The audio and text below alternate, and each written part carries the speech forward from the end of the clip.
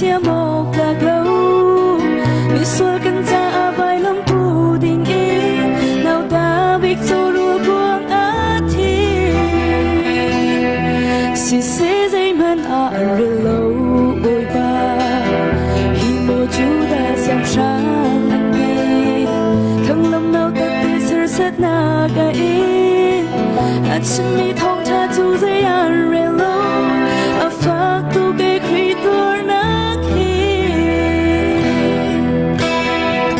si se mi xua nang lệ cái cha ăn tu cái ăn cờ bi à chỉ nát tình vai lắm tung du ăn tu ter linh lút chi nan chín có ba hi shine cả lút ter câu tin khá chậm trong câu nợ tin thật ra trong em khi pha cần luôn hiệp tu rõ ra đã chu thắng lùng hấu mi khi ta in thật ra trong khi sai hình ca lúa tơ câu câu ca sim hơn sẽ cây mà đủ bằng si là sẽ ang mà đủ bằng sự sam câu sẽ ti talking cause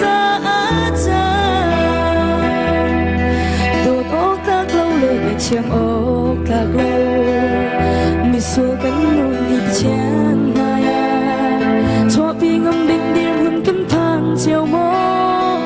à thì cha in cưng xua na phiêu tê trốn mà dồn lòng cân đi rua tốt khá si se mi xua nang lê cây ra ăn tu kỳ ăn cờ bi à chỉ tình vai lắm tung du ăn tuột ter linh lút chi nan chín có ba hi shine cả lút ter câu tin khá chậm dây cần tua tin lâu có ba ngày trong câu nợ tin khá giá trong em khi pha cần luôn hiệp tu rõ ra đã chu thắng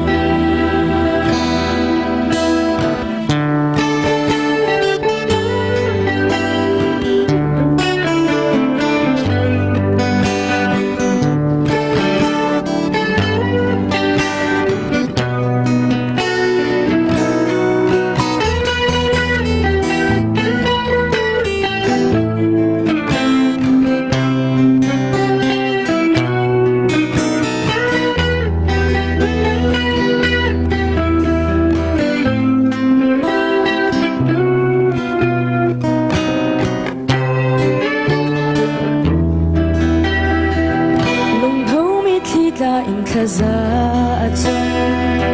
hi sai hình ca lúa tơ câu câu ca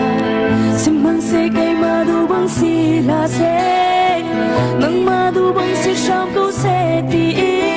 khăn ti cho kinh khá giá chân si sẽ dây man ăn để lâu bồi ca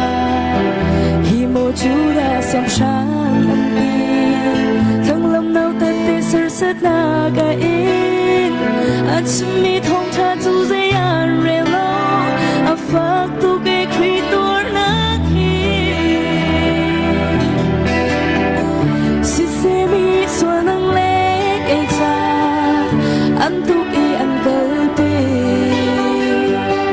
à chỉ đã tình vai lắm tung du ăn tu ter linh lút chi nan chín có ba hi shine cả câu tin khá chậm dây cần tua tin lâu có ba ngày trong câu nợ tin khá giá trong em khi pha cần luôn hiệp tu có ba hi shine cả lúa tơ câu tin khá chậm dây cần tua tin lâu có ba ngày trong